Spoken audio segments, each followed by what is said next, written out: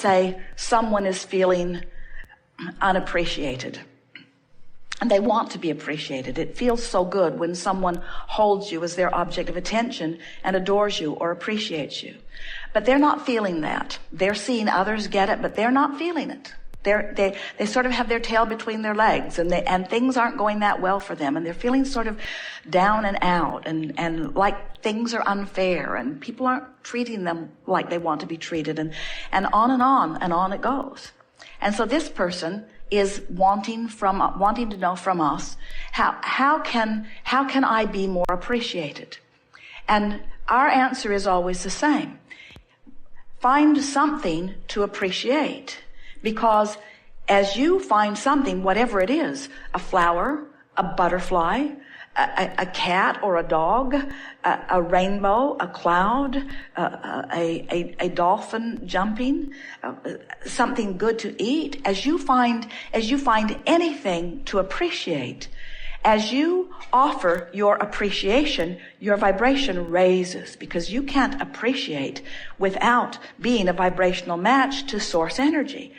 And when you are appreciating, now you are the attractor of appreciation. But you can't control what others are doing. You can't control the appreciative state of others, because you can't stand on your head in enough different ways to get someone who's out of the vortex to appreciate you. And when you try, you will pronounce yourself a failure. But you can become an avid appreciator.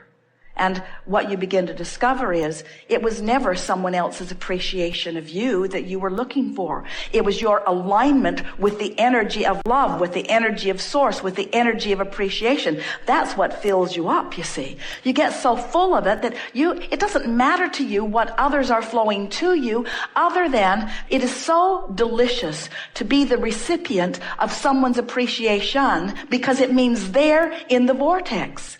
So it turns out you can't be selfish. You can't adore appreciation from another and separate yourself from your gladness of their alignment, you see. You see how it works? You cannot be an appreciator without being appreciated. And it turns out it's being the appreciator that matters most, you see. That's why your inner being stands in a state of never-ending appreciation and adoration of that which you are, has practiced the vibration of that so eternally that is all that can be offered from the source within you. And when you find a different vibrational stance, then you separate yourself from that. And then we come along and say, we want you to be so selfish that you care about aligning with that energy that creates worlds. And then, like your inner being, you become an uplifter. Only you're like the satellite dish that's beamed in a little closer, you see. In other words, the giving puts you in the vibrational stance of the receiving. But if you've got your sights on receiving and you're not in alignment, it can't come to you. And that's when you start making claims of deprivation, you see. There are so many people standing outside the vortex asking others to help them, not understanding that anyone who does help them when they're outside the vortex has to come outside the vortex with them. And so the help doesn't go on very long before it begins to be resented. That's why needy people will suck you dry of your alignment, you see. What we want for you is your alignment with your power. We want not to create for you. We want you to discover your own creative power. You see, for us to be in the vortex, the only thing that we or anyone has to give to anyone else is the example of the vortex, because that's where all of the joy and all of the creative juices are, you see. So they are really one and the same. So your inner being is always broadcasting to you. And if you're not consistently in the vortex, even though your inner being is broadcasting utter appreciation and knowledge of who you are and is offering well-being, because your inner being is selfishly, hear this, tending to its own vibration, your inner being will not leave the vortex to find you wherever you are to lead you back in. Isn't that interesting? Your inner being maintains its vibrational frequency knowing that you will find it, Don't you love having an inner being who has that kind of confidence within you? Don't you love having an inner being who is projecting to you this powerful energy of well-being? Knowing that you will find whiffs of it, that here and there you will find it, and as you follow it, in other words, how do you think you found us? How do you think you found this trail? How do you think you found this information? It's because you were close enough to the broadcasting of your inner being that it resonated with you when you found it. And if you will maintain enough selfishness to care about how you feel, you'll practice the energy of your being enough to know that you will know of yourself what your inner being knows, you see. So now let's go back to something. The basis of it is in understanding that the problem and the solution are entirely different vibrations, just as the question and the answer are different vibrations. So if you have a friend or know someone who needs something, and you focus on their need long enough, you will leave the vortex, and then you will associate the terrible way you feel with their need. And in time, your friendship will disintegrate because you will incorrectly associate the way you feel with their plight. But if you remember that in their problem, they are generated a solution, and you stay in your vortex where you see not their problem, but instead you know only the solution, as you practice the vibration of the solution, then you can be a catalyst that inspires them into the vortex, depending on where they are. Now, some of your friends who you have been influential with will follow you relatively easily into the vortex, and you will revel in their discovery of their solution, you see. But some of your friends will stubbornly defend their rightfulness and will argue so powerfully and profoundly and chronically for their own limitations that for you to engage with them, you will have to leave the vortex. You will have to introduce the same resistance into your frequency that they've got going on, even to communicate with them at all. So that's where this giving and receiving conversation gets a little dicey, because, and it's the reason that people are concerned about selfishness. In other words, there are a whole horde of people outside the vortex who really believe that your gift is not of value to them unless you sacrifice in some way. In other words, if it's not painful for you to give to them, then your gift isn't validated by them. Have you ever had that experience? And the thing that's tricky is, if you manage to get outside the vortex in order to give your gift, then it's not very long before you're hightailing it back into the vortex, because you can feel your very life is being sucked away from you, you see. So here's the dicey part. If you stay in your vortex, truly aligned with their solution, when they are unable to see their solution, they'll call you selfish.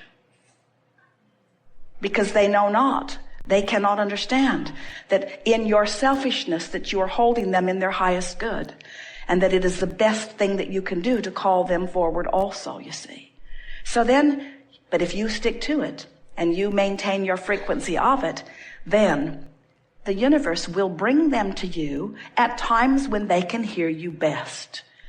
And as you begin to revel in their solutions consistently, in time, they will begin to hear it. They will begin to recognize the validity of what you speak. In other words, let's say you're in the vortex and they're not, and this person is saying, you don't love me. You won't even call me. You don't give me your attention anymore. You don't bring me flowers anymore. You don't do what you used to do. And from inside the vortex and from outside the vortex, you would get defensive. And you would say, well, you're not fun to be with, and that's, and it just gets worse. But from inside the vortex, you would say, oh, there are so many things about you that I love, and I think about them all the time. In fact, I make lists of your positive aspects.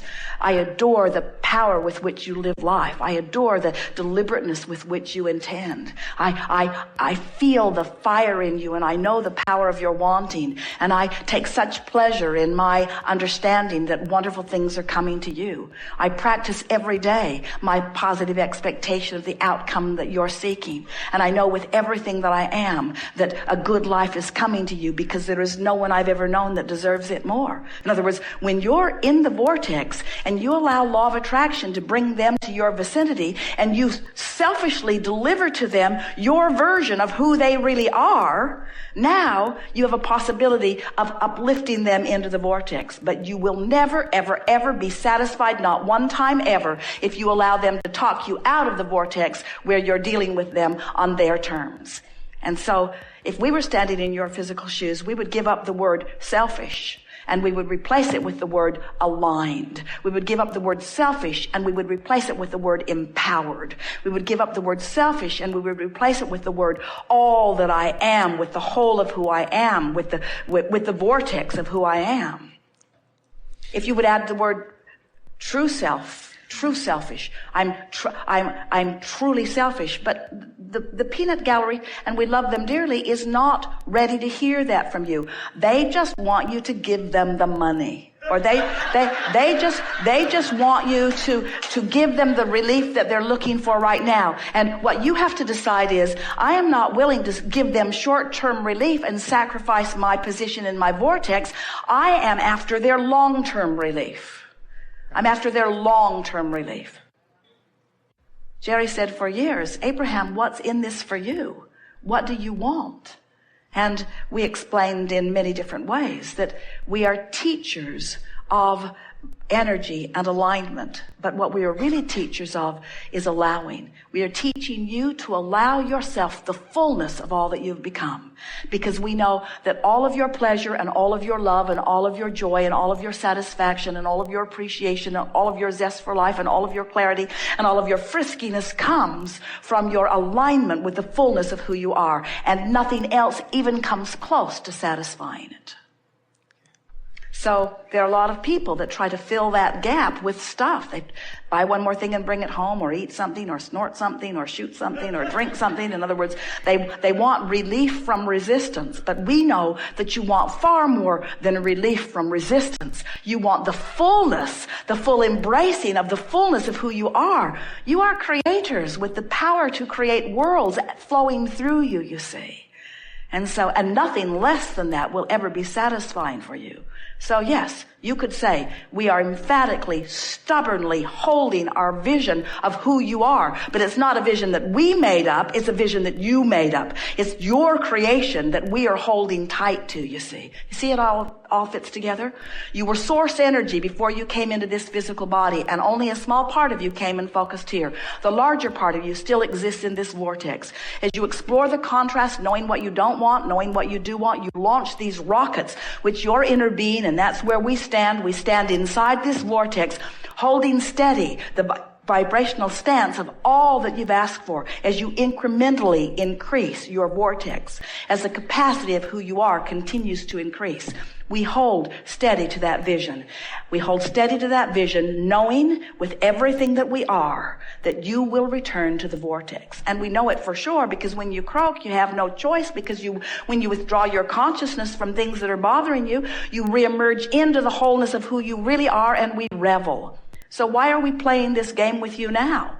Because you came forth in this life experience to know the fullness of who you are, to selfishly express this energy that creates worlds.